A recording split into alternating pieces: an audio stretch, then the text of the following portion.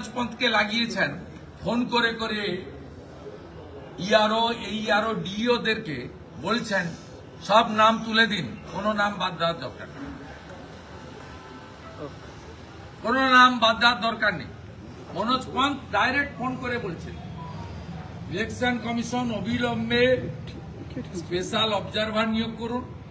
Election commission directly DO ERO এইআরওদেরকে virtual actual যেভাবেই হোক নির্দেশনামা নামাবে।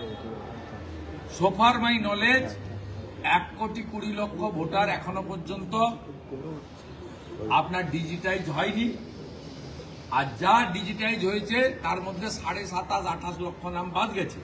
কিন্তু এই সংখ্যা অত্যন্ত অল্প, অত্যন্ত অল্প।